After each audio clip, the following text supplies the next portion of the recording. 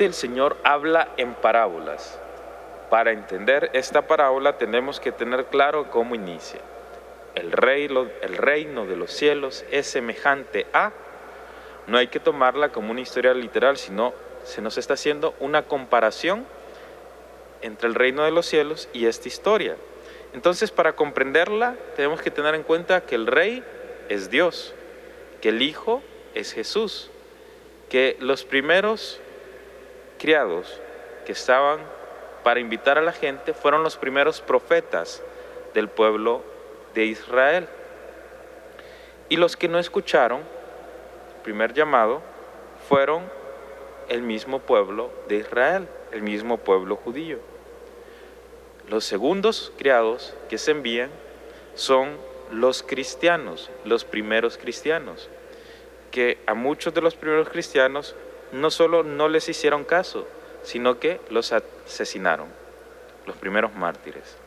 Los terceros criados, que fueron a traer a los que estaban fuera del camino, eran más cristianos, pero esta vez fueron a pueblos paganos, fuera de Israel, porque el pueblo de Israel no aceptó la invitación al banquete de bodas del Hijo. Y vean por qué no aceptan la invitación la segunda vez. Uno se fue a su campo, otro se fue a su negocio, y los demás son los que mataron a los criados. Pareciera que se van a hacer cosas buenas. Uno se va a su campo, otro se va a su negocio. Pareciera que muchas veces no venimos a la iglesia porque tenemos que ir al banco, porque tenemos que ir a hacer las compras del súper, porque tenemos que hacer el aseo del hogar, y hay excusas que parecen buenas, y es que ese es el enemigo. Nos hace pensar que dejamos de ir a la iglesia por hacer actividades necesarias y más importantes para nuestra vida. ¿Qué lugar tiene Dios en nuestra vida? ¿A qué le doy más importancia yo?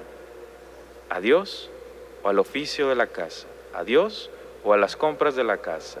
¿A Dios o a las vueltas del banco? Y no se te está diciendo que no hagas todo eso, pero prioridades. ¿Cuáles son las prioridades en tu vida? ¿Cuál es el primer mandamiento? ¿O cómo lo resume el Señor? En 2 mandamientos, los 10. Amarás al Señor tu Dios con todo tu corazón y al prójimo como a ti mismo. En 2 mandamientos resume los 10. ¿Qué lugar ocupa Dios en nuestra vida? Como decía cierto predicador, ustedes no van a encontrar jamás en la Biblia algún pasaje donde diga Dios. Y vio Dios al haragán rascándose la barriga y le dijo: siervo mío, ven a trabajar para mí. A todos los que llama el Señor eran personas ocupadas, a ningún desocupado, todos estaban trabajando.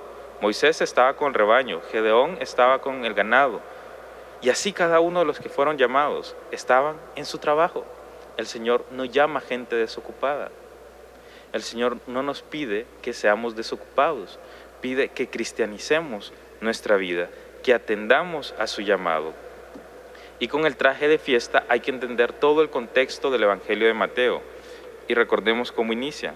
Volvió Jesús a hablar en parábolas a los sumos sacerdotes y a los ancianos del pueblo, después de que lo habían retado. Y todo el Evangelio de Mateo ha tenido disputas con los fariseos y los ancianos del pueblo. Y Jesús siempre dice: si su actuar no es mejor o mayor al de los fariseos, en nada están. Entonces, ese vestido no es un vestido literalmente físico, sino a lo que se va refiriendo el Señor en Mateo 7.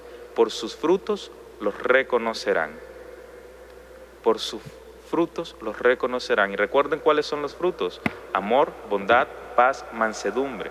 No son años de servicio, no son grupos en los que estamos, no son cargos dentro de la iglesia. Pidámosle al Señor entonces que afine nuestro oído para escuchar su llamado y poder revestirnos con los frutos del Espíritu Santo. Amén.